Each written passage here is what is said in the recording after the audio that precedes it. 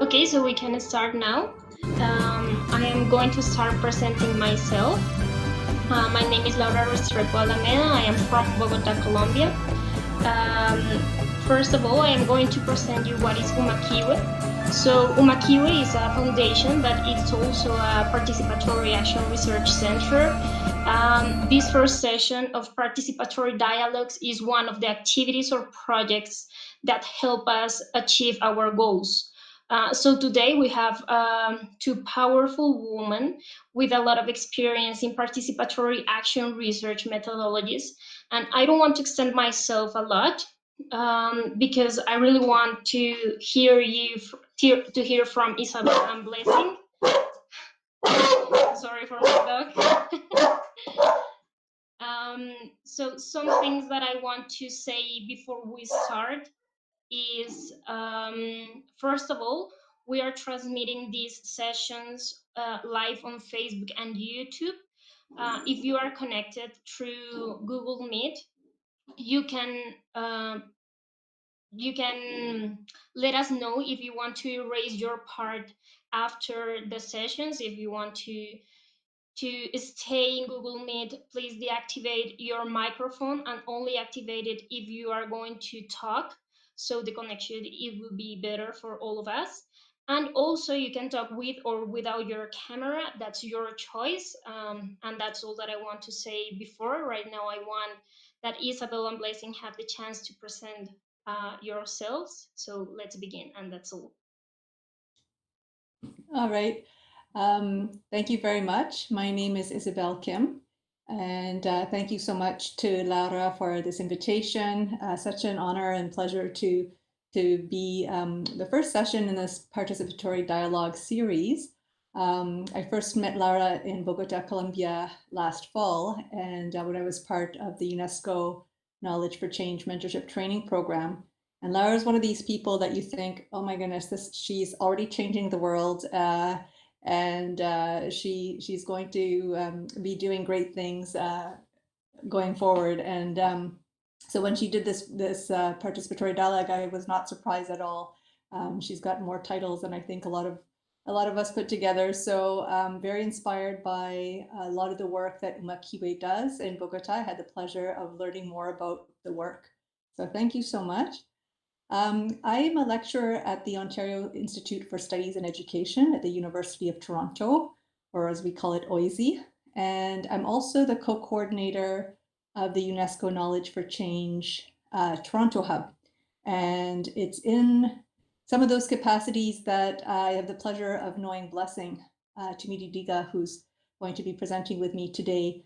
Blessing and I both met each other at the Toronto Centre of Learning and Development, where I was co-teaching a course on community-based participatory action research, or CBPAR, with Karen Villanueva all of last year, from about September 2019 to February 2020. And I had the pleasure of co-teaching with Karen and supporting a group of 8 amazing community-based researchers, including Blessing, within the Immigrant Women's Integration Program at the center. And they did altogether, they led 4 CBPAR projects that were really quite revolutionary on all kinds of topics, ranging from post-secondary education to gender-based violence and financial abuse, to mental health and newcomer youth in Toronto, and access to childcare. So it was a real pleasure. And when Laura invited me to do the session, I really wanted to co-present with Blessing. She's really influenced me, and I've learned a lot from her around the often not sort of spoken about method of observation. A lot of CBPAR is focused on action and social change, and rightly so. But the role of observation throughout the whole process is so important. So I know there's a lot of different methods in CBPAR, and some are very similar to other research approaches like surveying or interviewing, etc.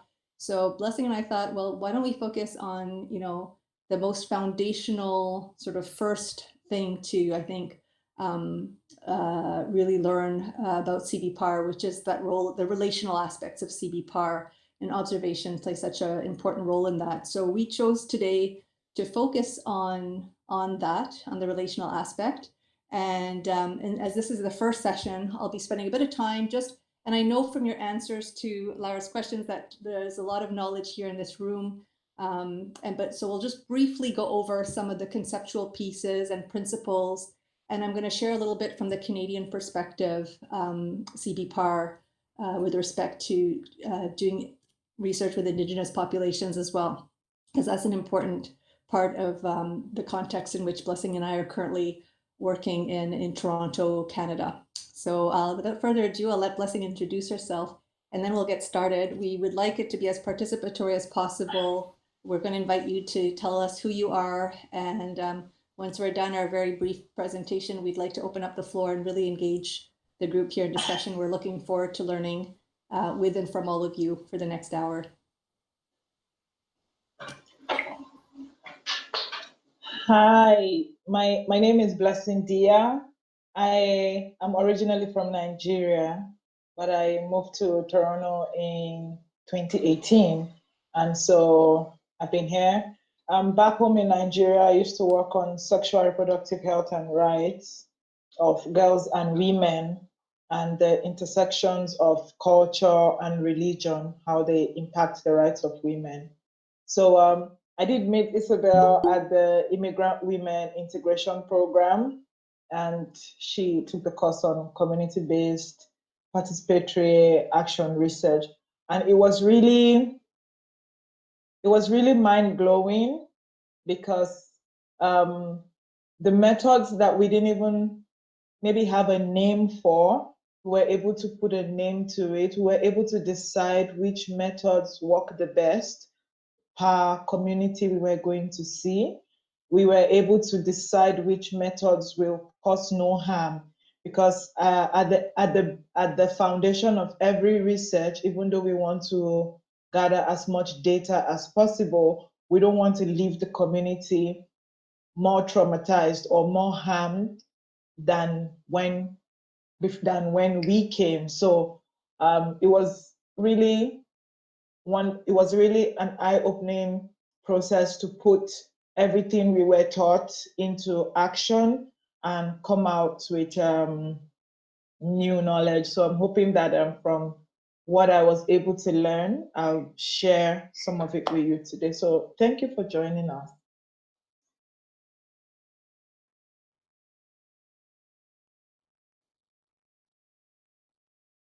Next slide, Lara.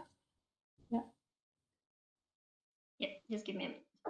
And there's not that many of us here, so I'm wondering maybe if you wanted to introduce yourself, and how are you connected to CBPAR? We'd love to hear from you, please. And if you're more comfortable in Spanish, we could do, that's okay too. We'll sort it out.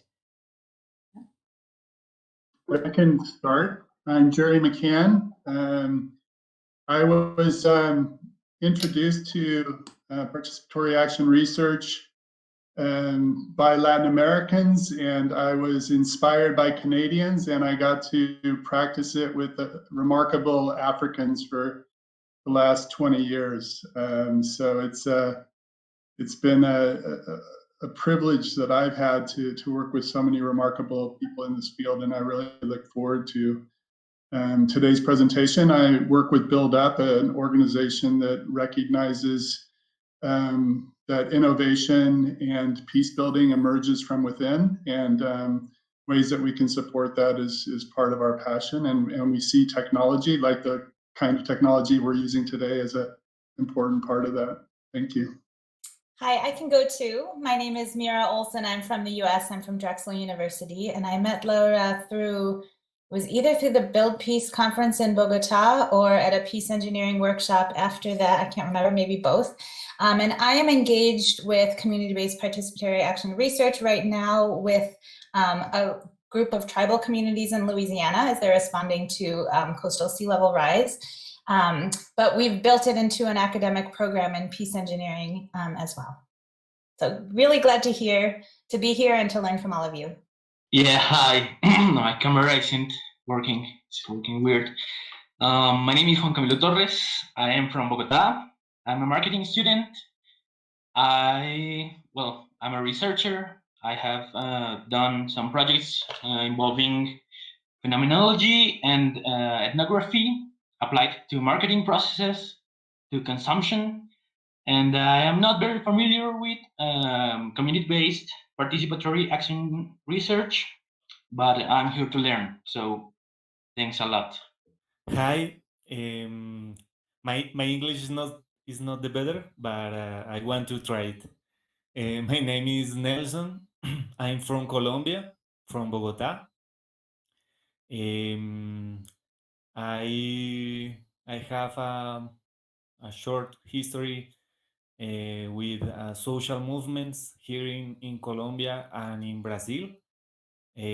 So in that kind of work, I learn the importance of working with communities, but um,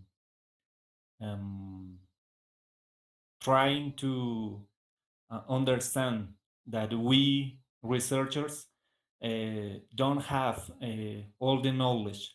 So we need to work with them to understand and to work together, because social movements or social organizations um, are who are going to change the world, are who historically have changed the world, have do this better. So I think that we need them, but we have to engage in that kind of process, and we need to work together. So that's the way I try to learn about community-based participatory action research. And I meet Laura here in Bogota, and we discuss a little. So I want to learn a lot today from you. Thanks. Thanks, Nelson. Hola, buenas tardes. Soy Adriana Espinosa y me conecto desde Tunja. I am biology and teacher in UTPC. It's a public university in my region. I work in water quality. I'm very interested in all knowledge. I'm sorry, my English is bad, but that's right. Tengo experiencia en algunas estrategias en las cuales se vinculan a los jóvenes con las didácticas para evaluar calidad del agua. Entonces, me interesa mucho esta vuelta que ustedes pueden estar dándole a esta temática. Muchas gracias. Okay, I think that maybe Isabelle understand. Do you understand? Yes. Okay. So, do you need translation or not? Blessing, she was talking about her work with water quality and youth work in Colombia. Yes, sorry, Okay. my audio shook, so can I hear that again? Oh, do you want to give a quick translation, Laura? Did I get that right? Yeah, Adriana was telling us that she worked with youth people in water sanitation, so she would like to know more about participatory action research to maybe have a change in the way she's doing the research right now. Okay, Great. thank you. Okay. I can also present myself. Hello, my name is Felipe Gomez Gallo. I am an environmental engineer and I'm current president of the Student Platform for Engineering Education Development. To be honest, I'm not quite sure how familiarized I am with the CBPAR, but I'm quite interested to apply some stuff over in speed. So thank you. Great. And it's nice to have such a mixed backgrounds, engineering and all kinds of different fields here. That's really, really interesting. I myself am from the field of education. and international development, and Blessing has a background in engineering and social work, community development as well. So we've got a really nice mix of people. Some notes, yeah, hugs from Mexico. Barbie, do you want to say something? Oh, problems with microphone. Okay, no problem. Anybody else?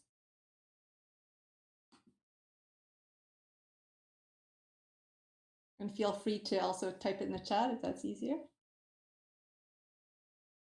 The next slide, Lara. Just feel free if you want to introduce yourself in the chat.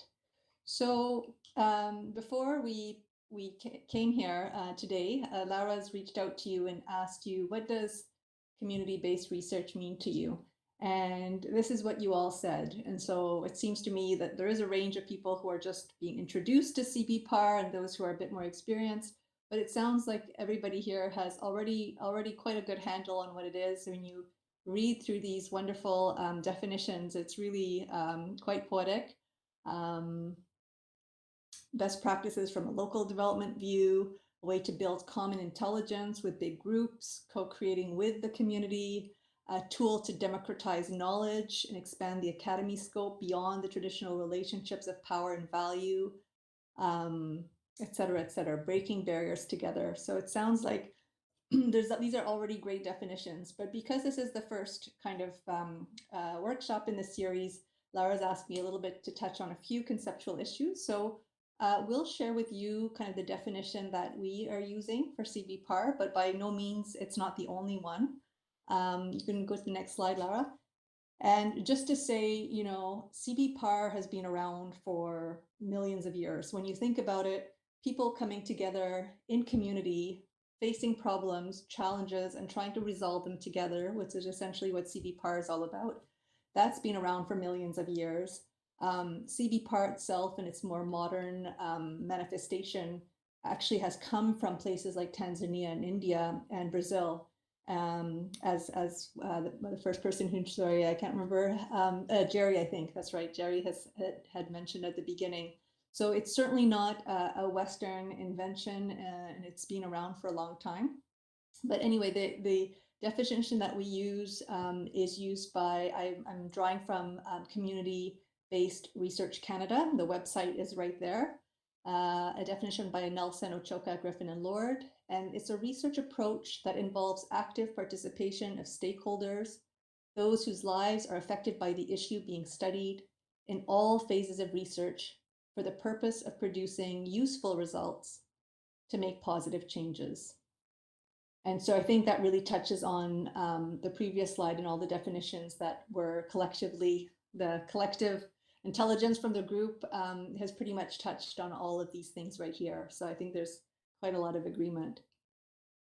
Next slide, please. The three, I would say, core principles, if we were to distill it down, CBPAR, I would say, and maybe I'll just mention, sorry, one quick last word about the name itself. So it comes under many names. Some people say community-based research, CBR. I've heard community-based participatory research, CBPR, participatory action research. It comes under lots of community-engaged scholarship. So there's many kind of terms that have been used. Blessing and I really like to add the word A, the letter A, and because it really signifies the action part. So we're using CBPAR, community-based participatory action research, to really emphasize the social purpose aspect. Anyway, there's no right or wrong. It's just the one we're using and that we prefer. And I would say the principles that cut across a lot of these types of approaches are that they're community driven. So that means that the research topic really comes from the community itself. It's not a researcher in a university who decides a topic out of thin air. It's coming from and driven by the community. It's participatory. So again, the name CBPAR really spells it out quite nicely. It's a big mouthful, but I think it does a good job at explaining what it is. If you don't know the definition, you can get a quick sense just by the name itself. In that community members and researchers really co-create. They share control of the research agenda. And that's an important piece, this idea of sharing control of the research agenda and really being mindful of those power dynamics that sometimes exist between university-based and community-based researchers. And that's there throughout the whole phases of the project. So from the very beginning, designing that question, implementation, and the dissemination of results, and moving towards social change. Everybody should be involved and have a say. And then lastly, of course, I mentioned the A part, action-oriented. So again, the purpose really is social change. So it's not knowledge for knowledge's sake, but knowledge for change. And next. So in the Canadian context, we have what we call the OCAP principles. And this is because, and everybody's country context will be different. But in the Canadian research context, research involving Indigenous peoples in Canada has historically mostly defined and carried out by non-Indigenous researchers. And sometimes the research projects not only have not been beneficial, but often been quite harmful to Indigenous communities. And the research themselves, the methods and the findings have not generally reflected Indigenous worldviews. And the research has not benefited the individual Indigenous peoples and their communities. And so in an effort to prevent this, the Canadian Tri-Council Policy Statement, TCPS, on research ethics, which sort of governs research ethics that Canadian universities and colleges need to abide by, has developed a set of principles and protocols that really try to ensure that the distinct worldviews of Indigenous, Inuit, and Métis people are represented in the planning, the decision-making, earliest stages of conception and design of projects, all the way through to the analysis and the dissemination of results. And those principles are summarized here on this slide as OCAP. So ownership of the data, control, we mentioned that earlier, and access to information and data about themselves and their communities. So the right to representation and the right to participating in research analysis and knowledge production, and the possession of the data as well, by which ownership can be asserted and protected. And these OCAP principles are very much in line with the values and the ethos of CBPAR. So I just wanted to mention those. It's possible in your own communities or countries, you may have research ethics principles that relate to CBPAR. In the Canadian context, this is a really important part. And I feel like the OCAP principles, CBPAR researchers have a lot to learn from that work done by Indigenous scholars. And there's a lot of, like I said, they are very much aligned with CBPAR principles and help to strengthen those ethics. So next slide. So sometimes, maybe the next one, sorry. There we go. So the sometimes it's easy to define something by what it's not. And so what I would, this slide here refers to sort of the distinguishing features of the CBPAR approach from other research approaches. And essentially, just to summarize them briefly, and we've mentioned this before, CBPAR starts with the end in mind. So it starts with a social change purpose and an agenda, and then it goes from there. And what does that mean in practical terms? This might mean that the community of researchers has to engage stakeholders like policymakers, politicians, community leaders, and others that are not maybe traditionally associated as researchers or research. And so in this way, the CBPAR process can look a lot like the social change process. So some of you said, you know, I have experience with social change in my communities, et cetera. Well, CBPAR, that means you're probably already familiar with a lot of the processes of CBPAR that have to do with community engagement and mobilization and advocacy, essentially. And so you want right from the get-go to engage stakeholders in your research that will help you so that the research actually leads to the change that you want to see happen. The relationship between the researcher and participant is very different in CBPAR. Often the researcher in a CBPAR project will be an insider in the sense that he or she may be part of the community that is affected by the problem. And so they often start a project because they care about that issue.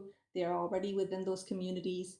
And so that can kind of blur the line between who the researcher is and the participant. And in CBPAR, research participants are not considered subjects or objects of the research, but rather co-researchers. So this means that, like we said earlier, that you're involving the community that's affected by the problem, research problem, right from the get-go through all phases of the research project.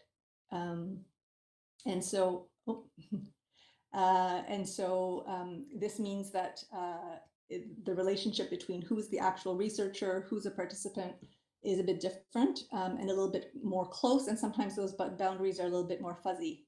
And Blessing will speak to that a little bit in her part. It also makes the work a lot richer, but also more delicate in some ways, as you can imagine. The definitions of knowledge, of what is knowledge and who is an expert. And so CBPAR values different ways of knowing and being. And so people affected by the issue are experts in that issue, people with lived experience, that is knowledge. And so often sort of subaltern knowledges that have been sort of marginalized over time just because they're not official or they're not academic. In CBPAR, the attempt is to really value that diversity of different knowledges, because often, somebody mentioned earlier, Vertin put it so eloquently, to solve kind of today's world problems is really going to require many different ways of thinking coming around to the table and solving it together. We're going to need researchers and artists and community and people with water sanitation expertise and marketing and everybody here, you know, all these different disciplines and ways of knowing. And there's a really big emphasis on reflection, on humility, on self-reflexivity. If you're just sending out surveys and if your research methodology is a lot more remote, you may not even ever see the participants. You don't really need to invest a lot of energy and time and cultivate those qualities of reflection and observation. In CBPAR, the researcher, him or herself, is an instrument as well. And that's what makes this method so fulfilling, but also so challenging at the same time. And I won't go more into it because Blessing will. Maybe just, sorry, the previous slide, Lara. Here, this slide refers to just the different phases, and I just wanted to show it briefly. I'm not going to go into detail, but as you can see, and that's why we called this topic today the relational aspects of CBPAR, because if you look at all the phases, laying the foundations, the planning, the data gathering, and then analysis and acting upon the findings for the social change end in mind, the word relational is all over in every one of those phases. There's negotiation of goals and roles, of perspectives, of negotiating the meaning and the learning, and the mobilization of knowledge in communities. And so because it's so relational, that's why this quality of observation and this approach is so key. And I just like this image because it really shows the cyclical nature of it. In a way, CBPAR never ends until the social change happens. And as we know, social change takes a really long time. So if you're somebody who wants the research project done with a nice wrap, nicely wrapped at the end, maybe this method isn't for you, in the sense that often CBPAR, these are lifelong kind of questions that are often explored, social problems, environmental problems that require a really significant amount of time. And of course, the more you know what you don't know, and so it continues. And that's why there's that cyclical arrow between the information gathering, analysis, and the planning. And so with that, I think I'll turn it over to Blessing to lead us through the core of the presentation, which is really about this quality of observation and the role that it plays within CBPAR as a whole. But just to mention quickly, as Blessing alluded, CBPAR has very basic methods that you'll find in other research approaches, like use of surveys and questionnaires, interviews, all that sort of stuff. But it also, because there's this valuing of different ways of knowing and being, a CBPAR researcher may use arts-based methods, may use photography, collage, photo voice, theater, forum theater, teatro del oprimido, which is coming from Brazil. and many other things, because to be able to engage with community, often the arts help us do that and help us get to meaning that sometimes, these very, so-called scientific instruments like surveys and interviews aren't always very good at getting at. So there's a whole range of different methods that are used in CBPAR, probably a broader range than a lot of research approaches, which makes it continuously interesting if you're a CBPAR researcher, because you're always learning.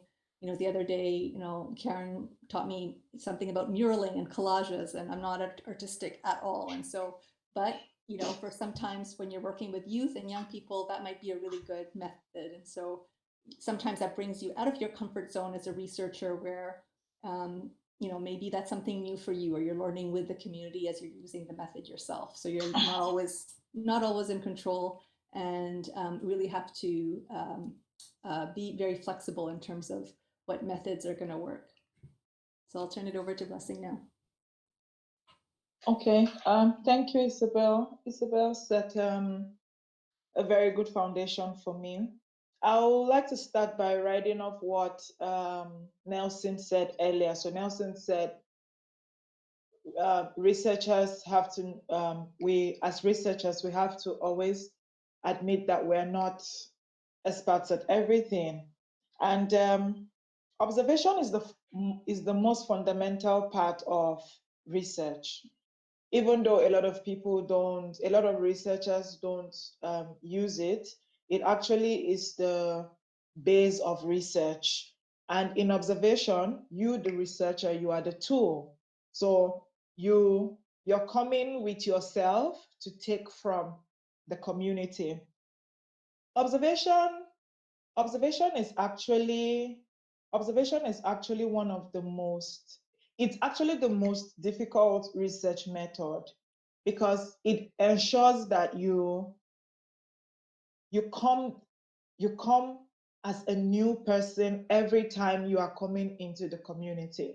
So if you're a researcher that has already formed a mindset about a particular subject, and you are just looking for data to collaborate what you have, that mindset that you have formed, then observation is not for you.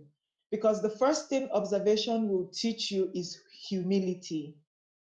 In the sense that in as much as you know what you're talking about, you know the research topic, maybe from an academic point of view, or even as a member of the community, you have to understand that the people you are going to meet are experts of their own lives.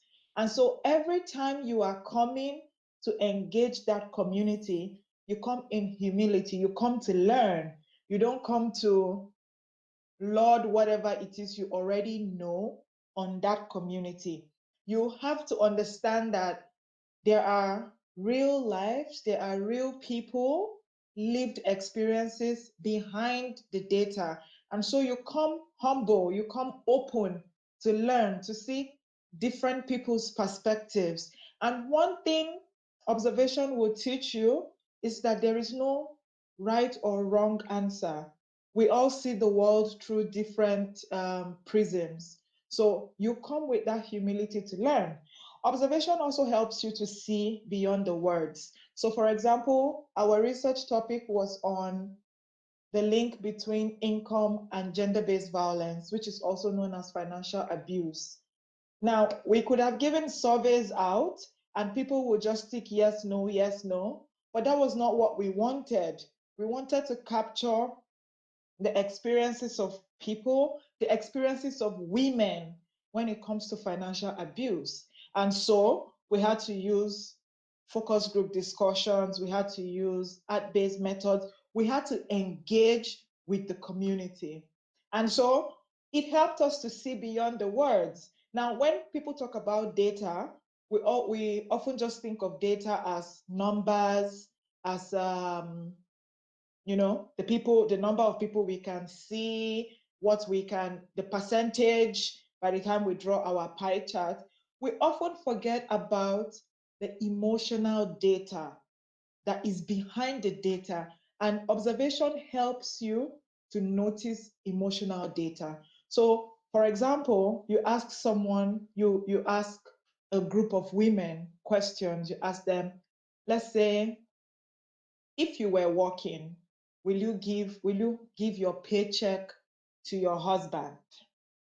Now, behind the yes, the no, there will be someone who is thinking about it, who is deep in thought. There will be someone who is unsure. Maybe she gives her husband her check, but she knows she is not satisfied with it.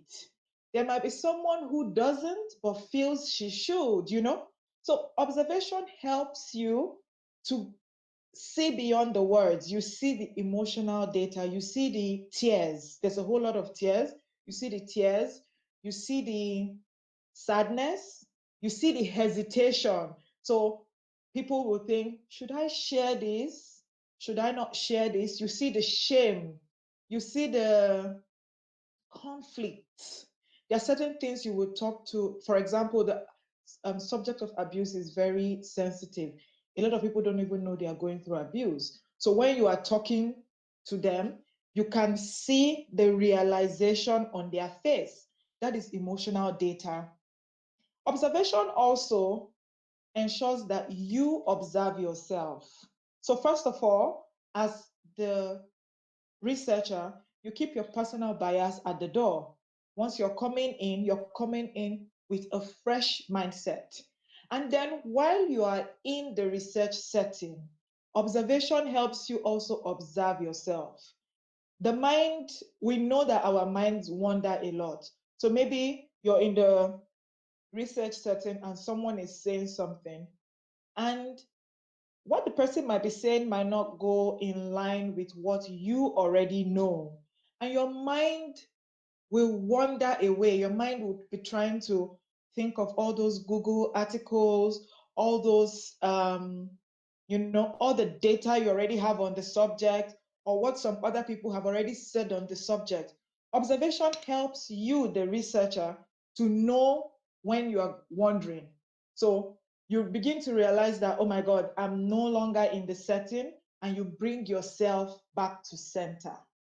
Observation is a continuum, like Isabelle said. It doesn't just start at the research setting. So for example, for us, from the beginning of the project, the moment we had the topic, we started observing.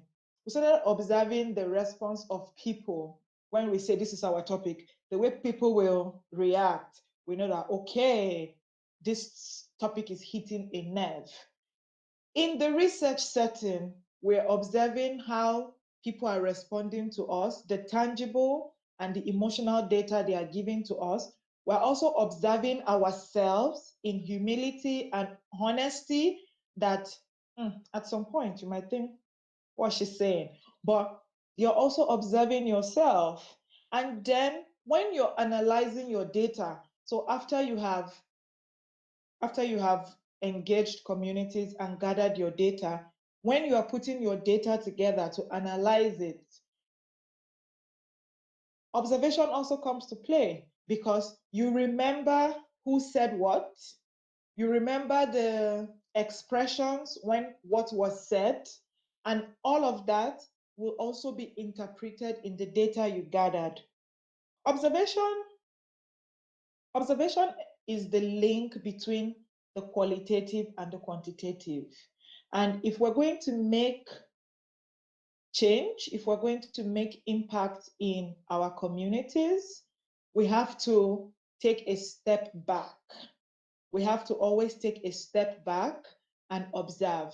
And in observing, you have to be honest with the community. So for us, we told the women, we're going to observe you. If you do not mind, may we write, may we record. You know, some people might not be comfortable with you recording them during your research, so all your senses have to be involved. For example, in one of the communities, one of the settings we went to, they did not want a recording. So I was writing, at some point they said, okay, we could record audio. And so it made it easier, like recording audio, and then I'm looking at the faces, I'm looking at I'm looking at expressions. But some communities, some settings we went to, I was writing and I was looking at faces. So all my senses were engaged, because also it's rude to engage a community and then throughout your research, your face is down, you're just writing. They cannot see your face, they cannot see your forehead, you're just in a world of your own on paper. So I had to engage my brain to look at them, remember what this person said, and then maybe minutes after I write it down. If I feel I have missed anything, I paraphrase and ask the person to, to clarify so that I get the accurate data. So in essence, if you want to use observation, after using observation as a research method, it's something I will recommend for every researcher, but we must always keep humility in mind. We must keep honesty in mind. We must keep the fact that they are experts of their own lives in mind. We must talk our personal biases in. We must observe ourselves in relation to the research, either to the research setting or even to the analysis. We must always bring ourselves back to center. We must learn to decenter ourselves. Lastly, observation increases emotional labor.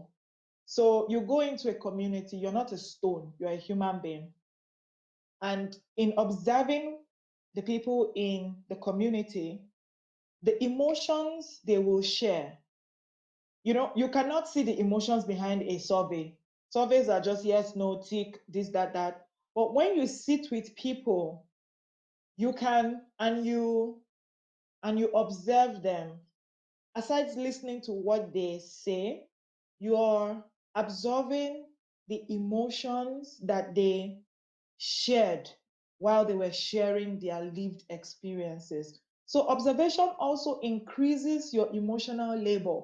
And one thing that helped us, my partner and I, was at every point when we were feeling overwhelmed, we were honest with ourselves to say, this is overwhelming for us, so we need to take a step back to decompress and then take it up. So observation is key. And for example, I used to work in a lot of crisis-prone areas in Nigeria.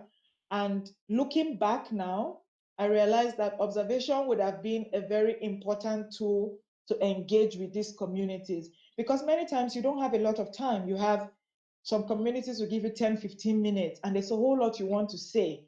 So we would have put, observation into our work to observe the emotional side of what they were telling us. Observation also helps you to know how to support the community. So most times when researchers go into a community, at the back of our heads, we have an idea of the interventions that we want to suggest for the community. But if you observe your community, you observe the setting well, you will realize that they have an idea of what they want their interventions to be. So for you, for example, our topic was on financial abuse. For many of the women who came for our focus group discussions, their problem was not a bank account. They just wanted tokens to be able to go out. They didn't want to always have to tell their husbands, please, I need money to take a bus. And so for them, that was the best intervention you could have given them. But in the back of our minds, when we were starting, we were thinking, okay, all these women should have bank accounts. But we realized that everybody has where they are. Lastly, in rounding up, observation helps you realize that your research setting, even though they might look alike, they might speak the same language, they might have a lot of similarities. It helps you realize that they are very heterogeneous group. And the interventions might be more than one for a particular group. You must, in observing, you will realize the particular intervention that can hold the rest of the interventions. And so as researchers, when we want to use observation, we have to come as we are every day into the community to learn. Thank you. Thanks so much, Blessing. Now you can see why I've invited Blessing to do this part on observation. I've just learned so much from bearing witness to Blessing and her partner Katie's project, and how they've used observation to really unearth very special results that I don't think would have been possible otherwise. They were able to go into their own communities and African diasporic communities in the Toronto area, but also with Tamil and Filipino and other cultural groups as well. And I think it's because of this quality of deep and meaningful and mindful observation that they were able to bring to it. And I just wanted to contrast all of what Blessing said with those of you who may have anthropological or sociological background, or even in psychology. You're probably well aware that this isn't how observation started. The observation method was really born in terms of research terms anyway. The historical tradition of observation in anthropology, sociology, has not at all been what Blessing just talked about. Has been often colonizers going in different lands and trying to observe. Then pen exactly not like what Blessing said, with their face in the book, and really just really observing in a very removed and an oppressive sort of way. Certainly not asking permission from those being observed if they were fine with that. And so that I just wanted to kind of mention, for those of you who don't have that educational background, that just to contrast the historical tradition of observation in a very Eurocentric colonial sort of history, and the hard work now that researchers like Blessing and others are doing to kind of reclaim observation. And there's many other traditions. My colleague Maggie Huang talks about observation in kind of Buddhist philosophy in terms of trying to observe non-judgmental, mindful observation. So there's really good and promising work now, and also critical anthropologists trying to reclaim that method and make it more revolutionary, more mindful, and more humble as well.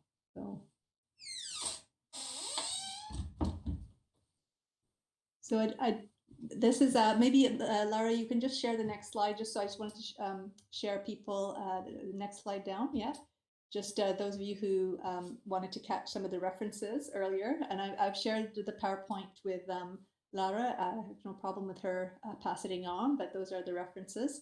And then Lara, if you can just scroll down. Yeah, so something that's in so our mother tongues, Blessing and I. We've put it into all the thank yous in our mother tongues and French and English, and that's our email addresses as well. So we also welcome.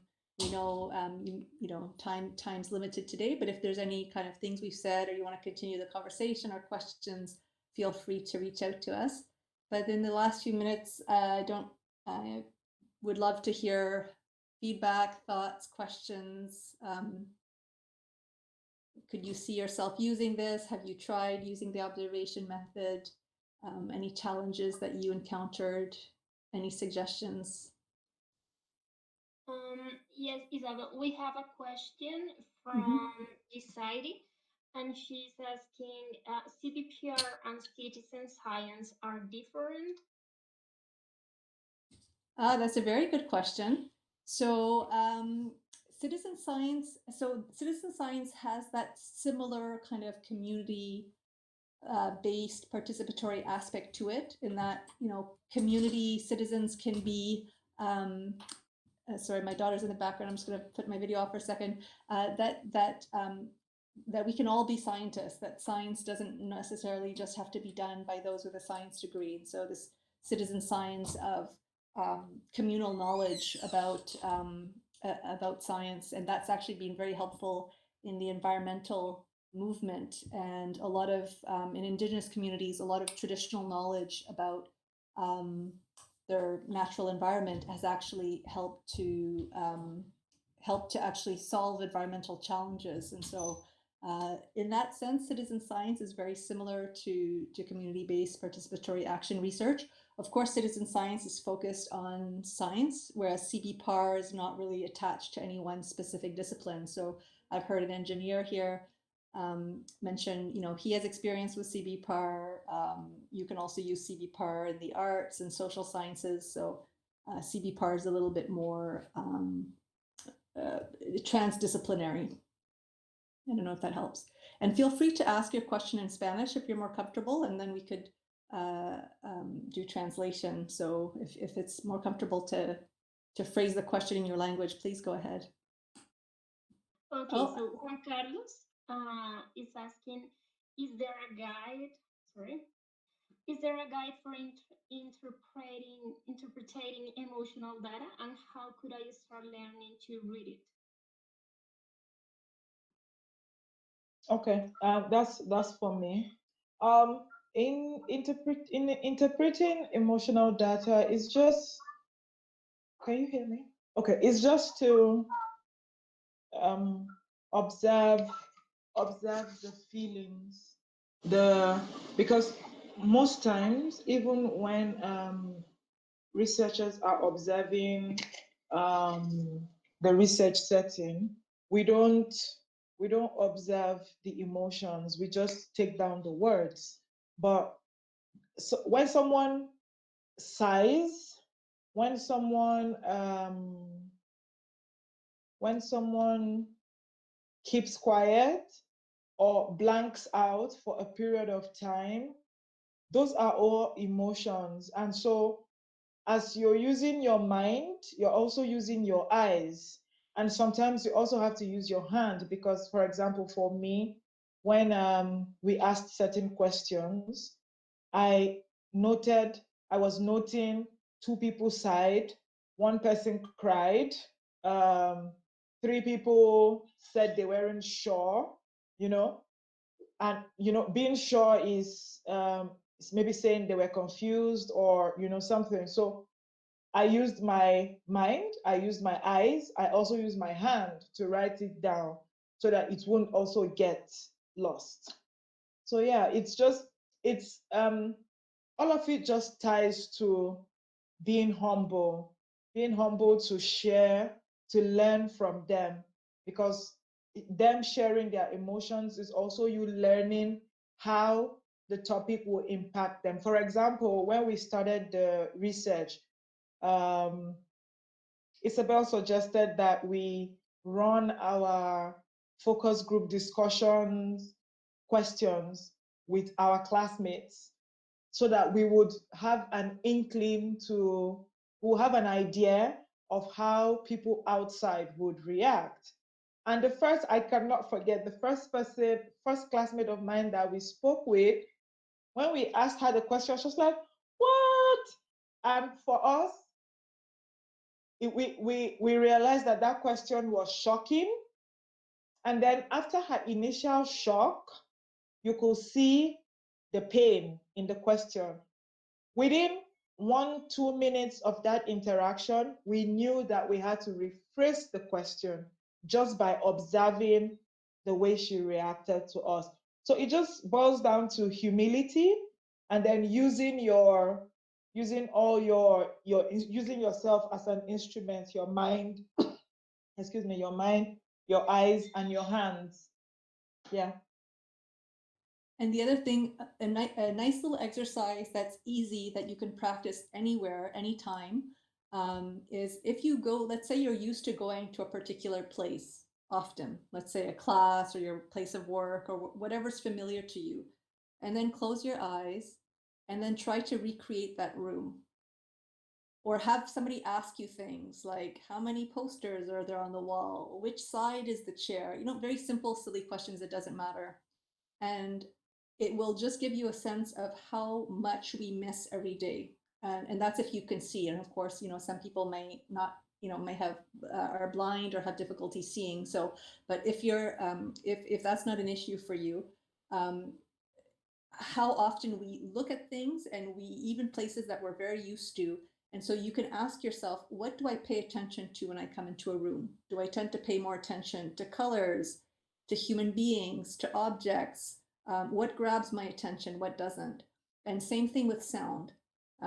So this is also another good exercise. Maybe even after a simple conversation, remember, okay, what is the first thing the person spoke to me about?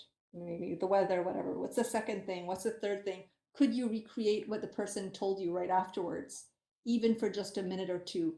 And you'll be surprised. I always find that a humbling exercise, because as you might think, oh, I'm a good listener, or I'm okay at this. I've got a good memory. I'm not, you know, I don't have Alzheimer's, you know, I can do this. And often we pay attention maybe to certain things or certain people, or if there was a group conversation, whose voices did you remember? Did you pick up on all of what everybody said in that room, or were you focusing more on just one or two people? So those are things that you can just sharpen your senses as you're on a bus or walking, or just as an everyday thing.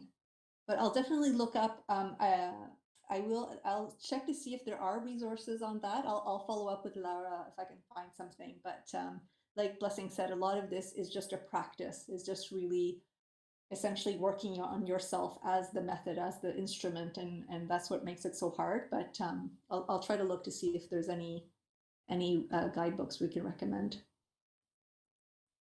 Or if there's anybody here as well who has something to recommend, a resource that they have come across, please do share. That'd be great. Nelson wanted to ask a question, so.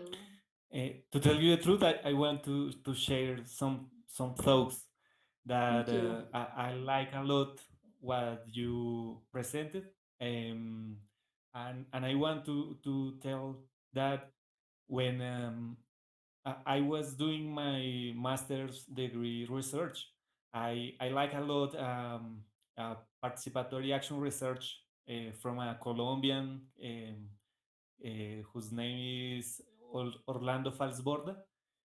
I like a lot also what Paulo Freire said about popular education. But when I try to do my research, I wasn't finding, so I was not finding something like methods. What do have to do? How I have to do participatory action research? How, what do I need? And I think that something that I found that was really important was not a method, was not an instruction, and I don't know, step by step, but I learned something about to be careful, to try to do the things slowly, to think about. So I didn't found that method, but I was learning that those things that Blessing said in the work with the community, because I think that something that is really important to that kind of research is to build trust, to build confidence with the community.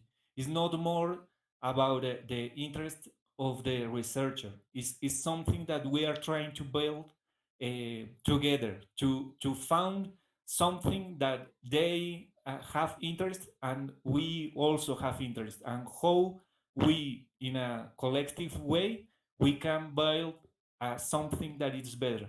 So I think that those topics that Blessing said are really important. I think that to be honest, to be humble, to try to build that link, I think that it's a key. And I want to say another thing, that I think that we are carrying with our biases, with our I don't know how to say it, our look, the way we look the world.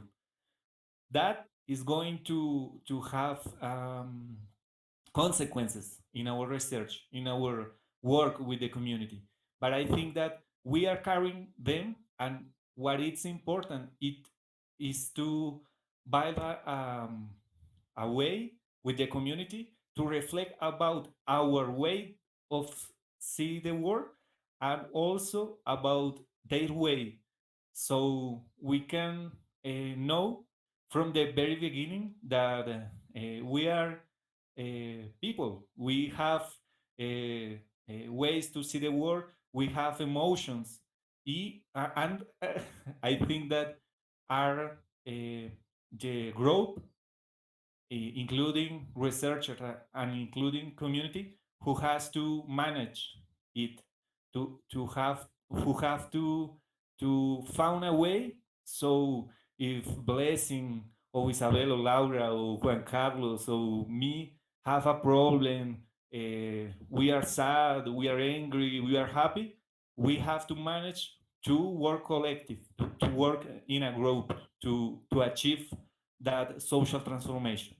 And thank you very much. Thank you so much. That was so well put. Yeah.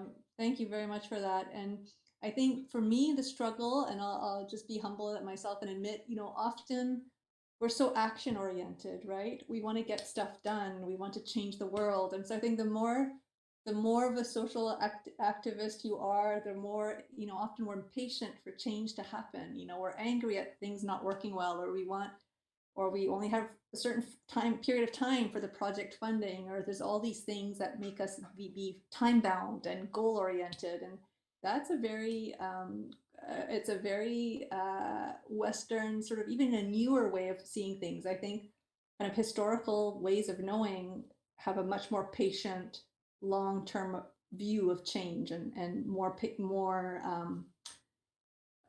allowance for things to take more time. And often, like you just said, Nelson, you're building trust, and trust takes so much time to build. Like, imagine in Indigenous communities in Canada, but also other marginalized populations that have tended to only ever be subjects or objects of research.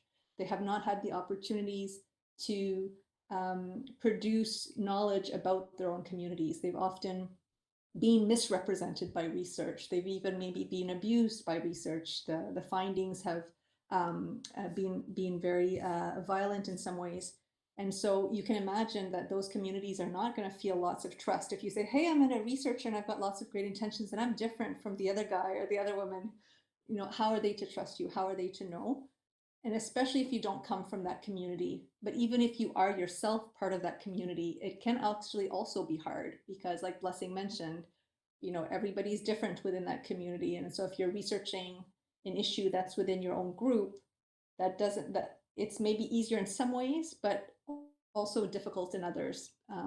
And so it is for me, like what I've learned a lot over the years, and I'm still learning, and it's going to probably take a long time, is really just to, like Blessing said, to step back, to take a moment, like you said, Nelson, to kind of build trust. And it takes the time that it takes, and really not having firm goals, and being, like you said, it's different worldviews. And so you might encounter another person and then have to really readjust what you thought you were going to do, or how you conceived of the problem in the first place, which again takes humility to kind of say, okay, well, it doesn't matter that everybody says this, or I've read all these literature and it says that.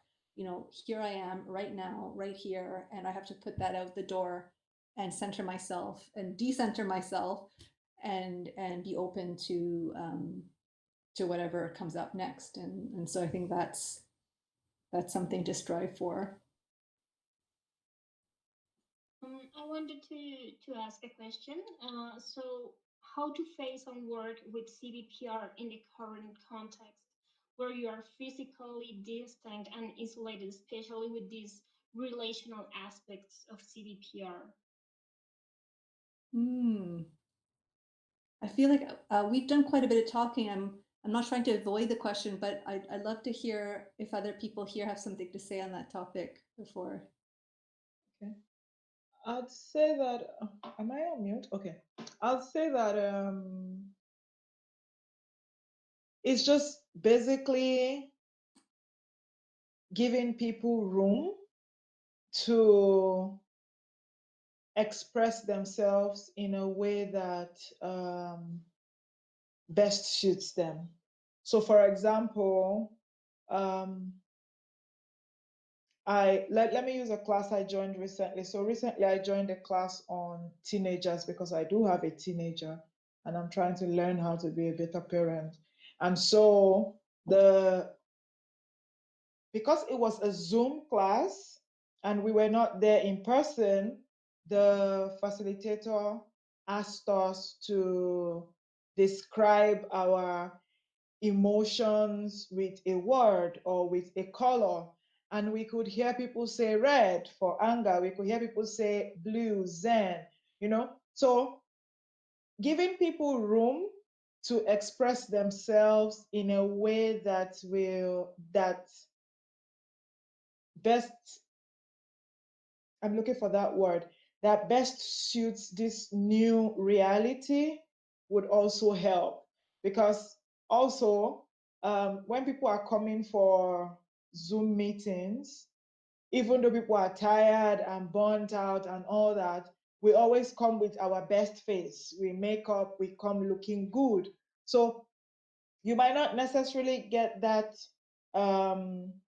emotional data you are looking for if you're looking at the person through the computer. But you can actually ask the person to tell you how they feel, to use something to describe how they feel. It could be a word, it could be a color, it could be an inanimate object, something to describe how they feel or as regards the topic.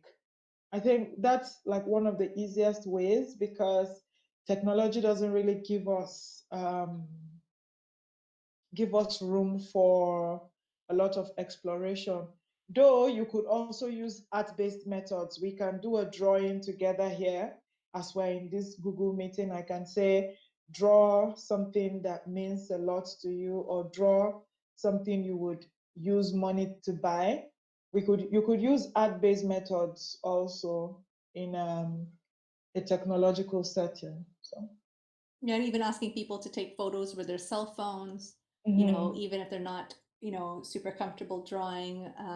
Most people have a cell phone and can take a picture and maybe post that. That can also be an easy way. But I just wanted to step back just before we open it up and to say that the issue right now is that the most vulnerable communities probably don't have access to even be on this Google Meet, right? And so this is something that CBPAR researchers have to grapple with for probably the first time, really, in the sense that it's not, if you want to give access and to amplify voices that normally don't have a chance to be heard in research settings, you can't just rely on going into a community and organizing a community meeting and sitting down. You may have to actually put in people's hands not just the tools, the Wi-Fi, the cell phone, the laptop, the whatever, but then also the instruction about how to use those technologies. Because often the instructions are in English, it might not be known.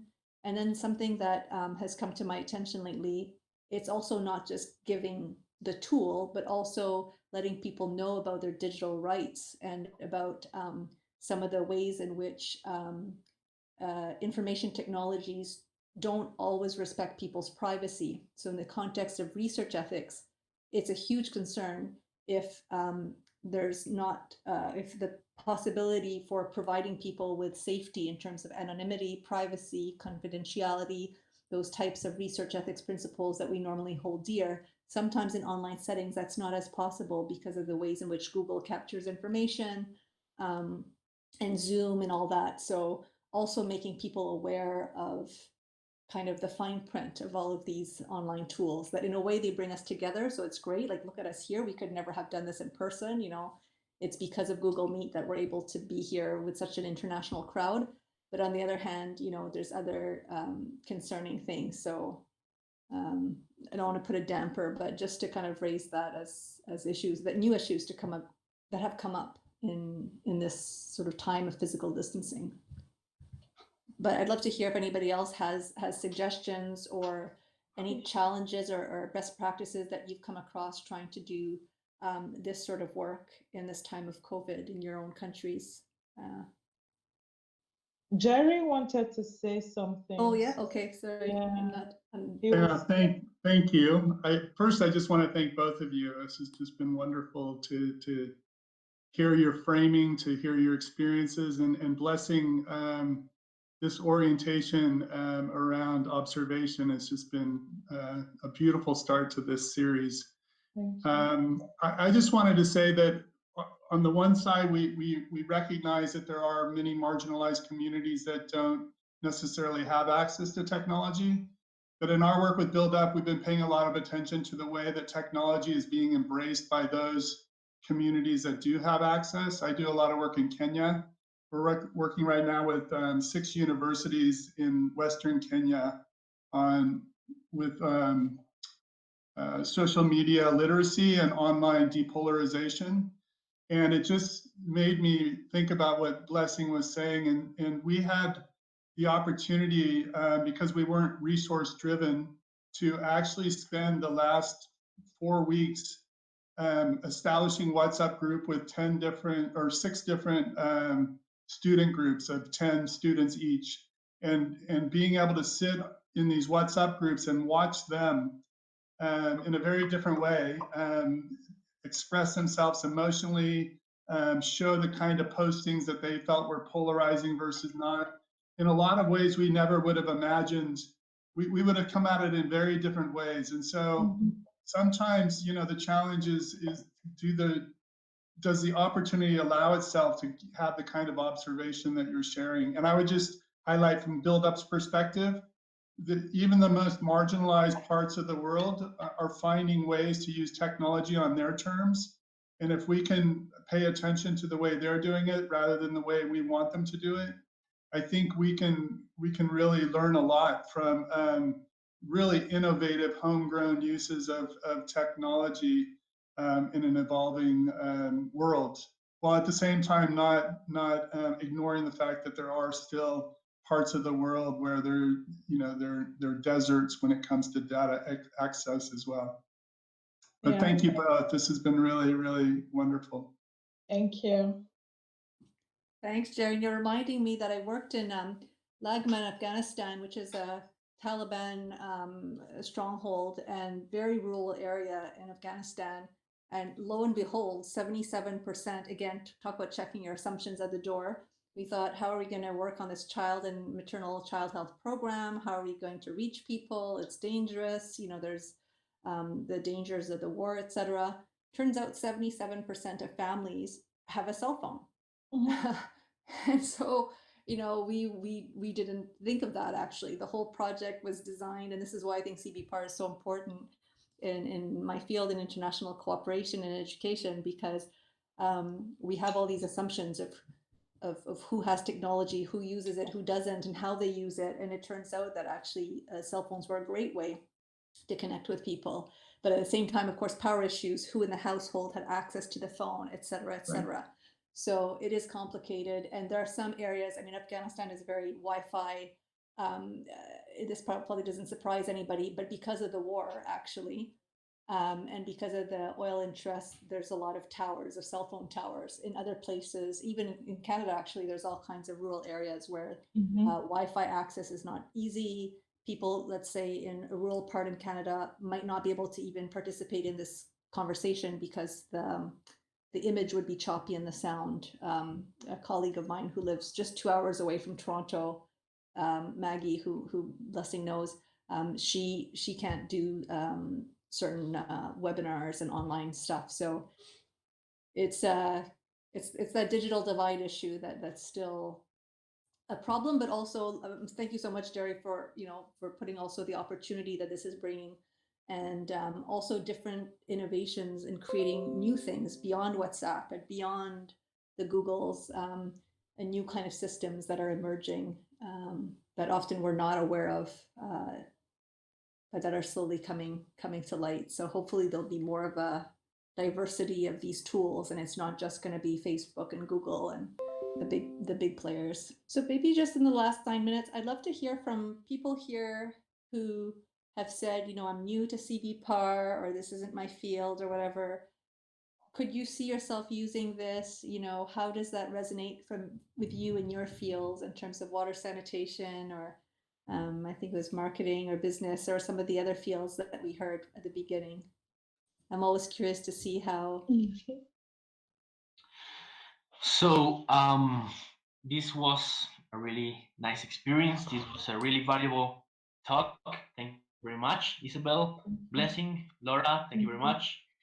And yeah, I mean, I'm new to CBP, and I think I just want to start learning more about it and using it in my future projects.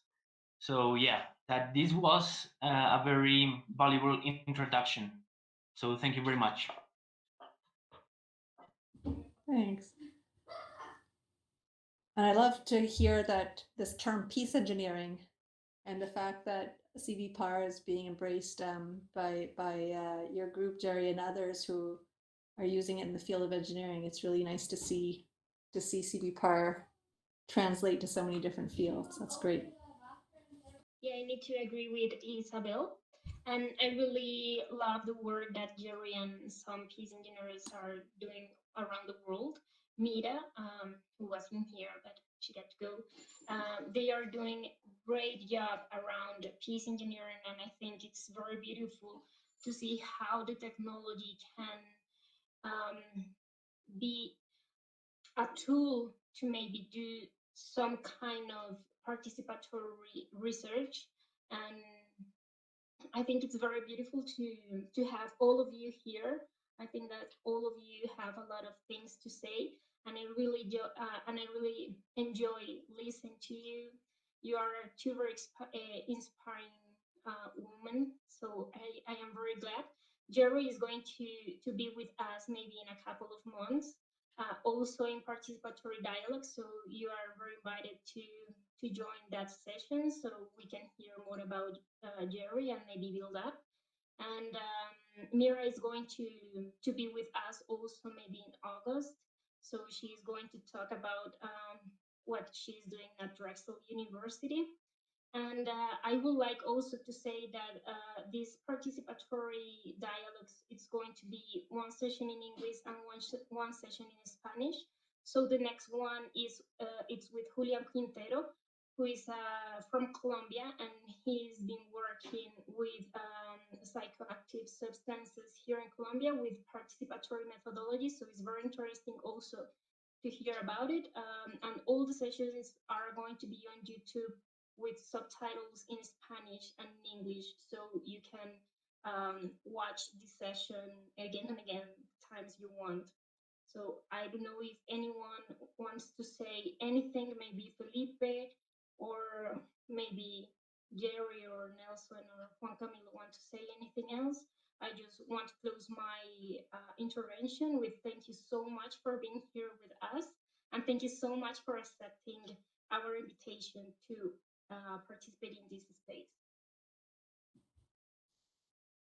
Thanks, Laura. And one of the key things for CBPAR is this open access that Laura is making possible. You know, things like closed captioning, offering it in different languages, making knowledge free and accessible by opening it up to community and university and all other folks from also around the world. This is really great. For too long, you know, things have been kind of closed, or, you know, knowledge has been kept in articles or books, and these sorts of dialogues are really, I think, key to making CBPAR truly global and really effective. I just wanted to say thank you again, Isabelle and Blessing and Laura. This has been a great experience. And yeah, thank you for introducing me to a new topic. Thank you. Great. we look forward to hearing what you do with it and to go attending to the other sessions as well. Jerry, you've piqued my curiosity now. And please let us know, Lara, the next sessions. I can understand Spanish, but I can't speak it very well. Lara knows I have a terrible accent, but I can understand it. So yeah, I'd love to attend some of their sessions. Yeah. And Nelson, I don't know if we met when I was in Bogota. Your name is so familiar, but anyway, without being able to see you, I'm not sure, but the name is familiar. I don't know.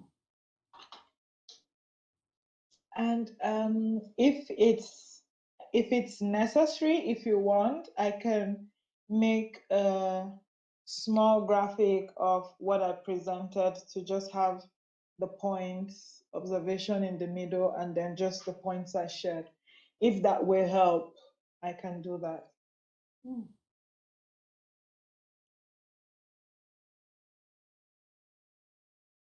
Okay. And yeah, I'll share some resources as well. I have some in French and English and Spanish, so I'll pass it along, Laura, and you can share it with the others. So thank you, everybody. Thank you so much. Whatever time it is, wherever you are. In Toronto, it's 6:30 now, and yes, and I know in Bogota, I think it's probably 5:30. I know we've got American colleagues. So anyway, from wherever you are, whatever time it is, thank you, and have a nice evening or day. Thank you so much. Thank you for joining us. Thank you very much. Thank you. Gracias.